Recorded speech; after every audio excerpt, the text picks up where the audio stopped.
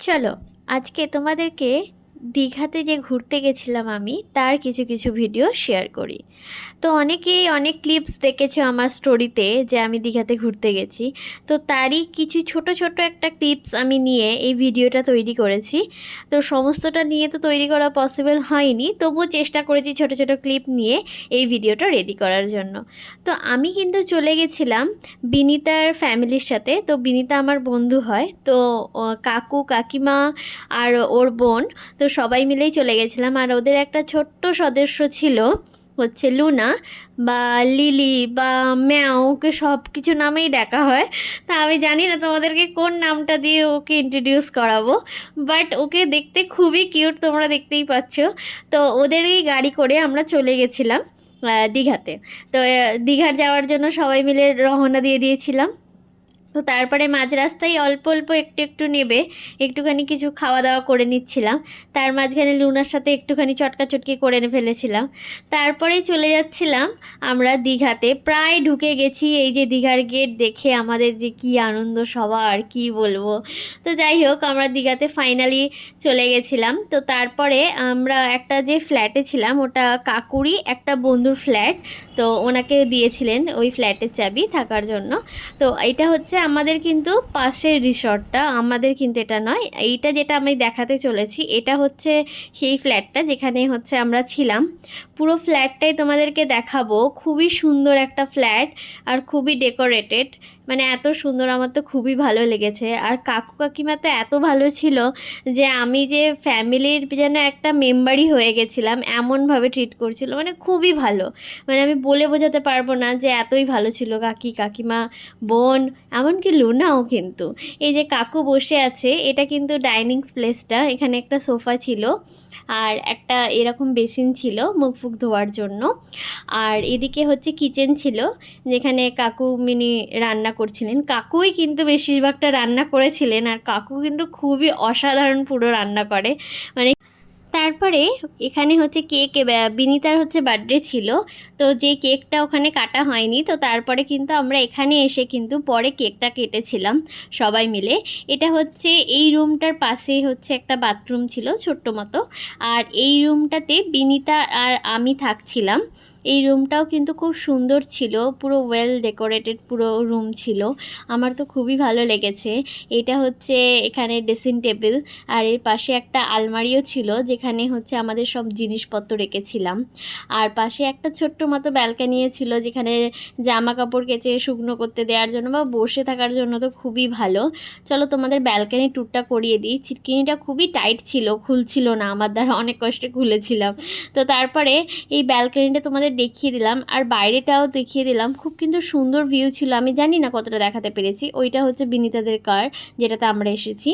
তো পুরো জায়গাটা কিন্তু খুবই ভালো ছিল, কিন্তু এর আশেপাশে কিন্তু হোটেল কিন্তু খুব কম ছিল, রিসর্টটাই বেশি ছিল। তো তারপরে এটা ছিল হচ্ছে আমার আর বিনিতাদের রুম, মানে সরি, আমার আর বিনিতা এই ঘরে থাকছিলাম আমরা দুজনে। তারপরে হচ্ছে এর পাশের রুমটা তোমরা চলো তোমাদের দেখিয়ে দিই। এখানে হচ্ছে কেক ভাগ বটরা করা হচ্ছে, কাকিমা বলছে এ নাও তোমার কেক। আমি বলছি হ্যাঁ হ্যাঁ খাচ্ছি খাচ্ছি, আগে ভিডিওটা তো বানিয়ে নিই তারপরে খাবো অবশ্যই। তো তারপরে হচ্ছে যে এই পাশের রুমটা দেখিয়ে দিই। এই যে আমাদের লুনা, খুব কিউট ছিল, ওর গাটা এত সফট ছিল, পুরো teddy bear, cute teddy bear. তারপরে চলো পাশের রুমটা দেখিয়ে দিই। এটাতে ছিল কাকু কাকিমা আর বোন থাকছিল। এটা হচ্ছে রুমটা, এই রুমটাও কিন্তু খুব সুন্দর ছিল, আর দুটো রুমেই কিন্তু এসি ছিল। আর এখানে প্রচণ্ড গরম, তোমরা যদি কেউ ভেবে থাকো যে দীঘাতে আসবে এই জুনের টাইম করে, একদমই এসো না। প্রচণ্ড গরম, একদম অতি বিরক্ত বিরক্ত একদম গরম। এটা হচ্ছে কাকু কাকিমাদের ঘরের বাথরুমটা, এটা ছিল। তো তারপরে আমাদের এই রুম ট্যুরটা প্রায় শেষ। এবার আমার কেক খাওয়ার পালা, আমি কেকটা খেয়ে নিই। আর চলো তোমাদেরকে দেখিয়ে দিই এই যে ওর কেক কাটিংটা হয়েছিল, সেই ভিডিওটা চলো তোমাদেরকে একটু দেখিয়ে দিই। আর হ্যাঁ, এখানে কিন্তু একটা শু ক্যাবিনেট ছিল যেখানে কিন্তু আমাদের জুতোগুলো রাখছিলাম। পুরো ফ্ল্যাটটাই কিন্তু খুবই সুন্দর ছিল, আমি জানি না ভিডিওর মাধ্যমে কতটা দেখাতে পেরেছি। তো তারপরে চলো দেখিয়ে দিই যে বিনিতার কেক কাটা হচ্ছিল। ওর কিন্তু অনেক আগেই বলেইছি যে বার্থডে চলে গেছে, কেকটা কাটা হয়নি বলে আমরা কিন্তু কাটছিলাম এইবারে কেকটা। আর খুবই ভালো ছিল, কেকটাও খুব ভালো ছিল। আগে মাকে বাবাকে, মাকে বাবাকে আগে, হ্যাঁ মাকে বাবাকে আগে।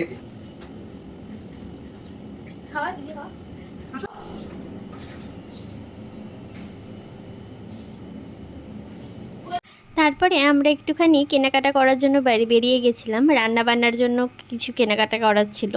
তো আমরা কিন্তু এই জগন্নাথ ধামের কিন্তু পাশ দিয়েই যাচ্ছিলাম, যেটা সবাই জানো যে দীঘাতে নতুন হয়েছে। বাইরের এই লুকটা কিন্তু খুবই সুন্দর ছিল। আমি গাড়ির জানলা দিয়ে দেখাবার চেষ্টা করেছি সামনেটা। তো তারপরে আমরা লাঞ্চের টাইমে চলে এসেছিলাম। তো এই যে কাকুমনি রান্না পুরো কমপ্লিট ছিল। এখানে আমাদের সবাইকে উচ্ছে আলু ভাজা সার্ভ করে দিচ্ছিল কাকুমনি। তারপরেই কিন্তু আমাদের আজকে যে স্পেশাল যে মেন মেনু, যে আমাদের খাসির মাংস চলে আসছিল। এটা কিন্তু রান্না করেছিল কিন্তু কাকু, খুবই ভালো করেছিল রান্নাটা, মানে এত ভালো করেছিল কি বলবো।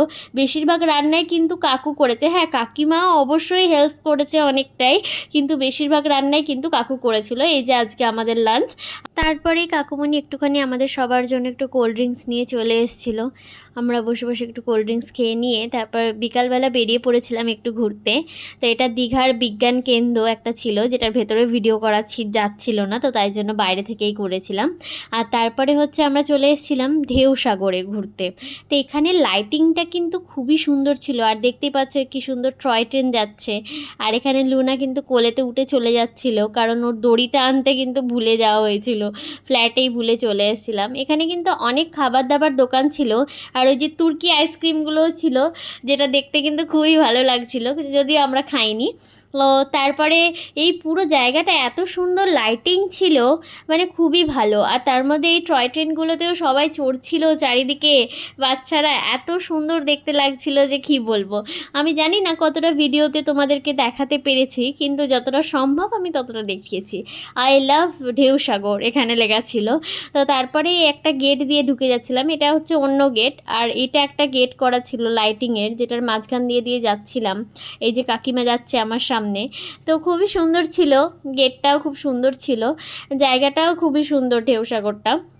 তোমরা কিন্তু দীঘাতে এলে কিন্তু অবশ্যই ঘুরে এই ঢেউ সাগরটা দেখতে পারো। তারপরে আমরা একটুখানি যেতেই দেখতে পেয়েছিলাম, এটা কিন্তু একটা রেস্টুরেন্ট, যেটা খুবই সুন্দর ডেকোরেট করা, আর খুবই ভালো লাগছিল, দূর থেকে দেখতে তো আরোই ভালো লাগছিল। এটা হচ্ছে কাছের ভিউটা, আর সামনেই হচ্ছে সমুদ্র, এত সুন্দর হাওয়া দিচ্ছিল আর ঢেউগুলো আসছিল, আওয়াজগুলো শুনতে এত ভালো লাগছিল, তোমরা দেখতেই পাচ্ছ। কিন্তু প্রচুর ভিড়। আর পরের দিন কিন্তু সকালবেলা আমরা কিন্তু একটু মোহনায় চলে গেছিলাম। মোহনায় এত ভিড় ছিল, পা রাখারও জায়গা ছিল না। তো ওই জন্য এই ঢেউয়েতেই পা একটুখানি ভেজাচ্ছিলাম, সমুদ্রে সেইভাবে পা ভেজাতে কী না ভালো লাগে। তো তারপরে আমরা কিন্তু চলে গেছিলাম যে দীঘার যে মন্দির, জগন্নাথ মন্দির যে নতুন হয়েছে, তো সেটা কিন্তু দর্শন করতে। আমি কিন্তু যতটা পেরেছি তোমাদের কিন্তু দেখাবার চেষ্টা করেছি যে এই জগন্নাথ মন্দিরের যে এত সুন্দর সেই ভিউটা।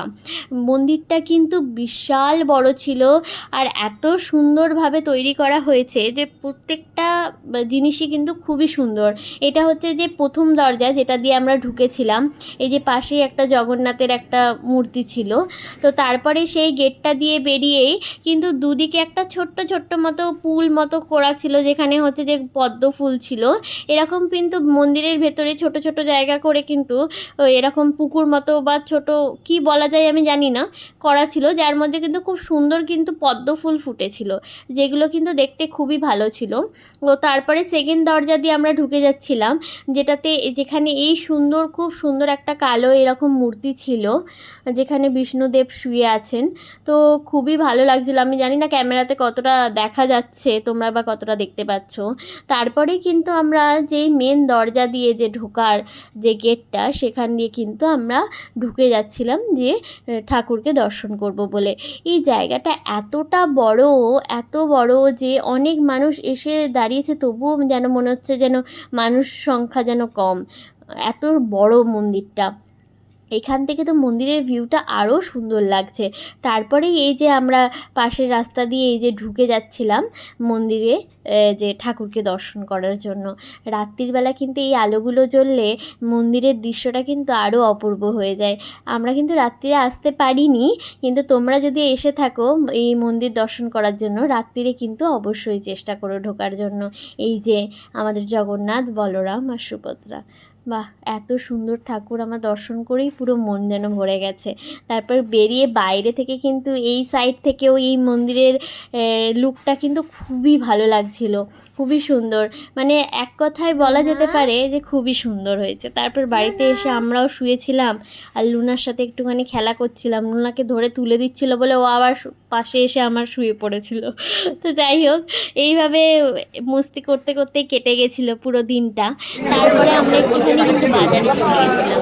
তো বাজারে কাকু কিন্তু মাছ কিনতে চলে গেছিলো। আমাদের কেনা হয়েছিল পমফ্লেট মাছ আর হচ্ছে চিংড়ি মাছ কেনা হয়েছিল। এখানে হচ্ছে অক্টোপাস ছিল, আরও কত রকমের মাছ ছিল, যেই মাছের হয়তো আমি নামও জানি না। এটা আই থিঙ্ক বাগদা চিংড়ি বা গলদা চিংড়ি, যাই হোক কোনো একটা হবে, আমি চিনি না। এটা হচ্ছে শঙ্কর মাছ, এখানে ভেটকি মাছও ছিল, কাঁকড়া ছিল, লটিয়া মাছ ছিল। এই লম্বা মাছটার নাম আমি জানি না, বলেছিল আমাকে বিনিতা, কিন্তু আমি ভুলে গেছি। তো এটা এখানে অনেক বড় বড় ভেটকি ছিল। তো তারপরে আমরা কিন্তু লাঞ্চের টাইমে লাঞ্চ করতে বসে গেছিলাম। এটা কিন্তু আমাদের সেকেন্ড ডের লাঞ্চ মেনুটা। এখানে পমফ্লেট মাছের সর্ষের বাটা দিয়ে একটা ঝাল মতো হয়েছিল, আর এখানে চিংড়ি মাছেরও ঝাল হয়েছিল।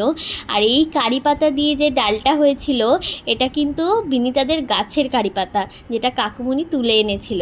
আর ওখানে পটল ভাজা, বেগুন ভাজা, আম, আর এখানে স্যালাড ছিল। এটা হচ্ছে আমাদের সেকেন্ড ডের হচ্ছে পুরো মেনুটা। এই রান্নাগুলো কিন্তু অধিকাংশই কিন্তু করেছিল কাকু, যেটা আমি আবারও বলছি যে খুবই সুন্দর হয়েছিল রান্না। তারপরে আর কি ঢেউ খেতে খেতে বাড়ি চলে এসেছিলাম। আসতে তো ইচ্ছা করছিল না এখান থেকে একদম।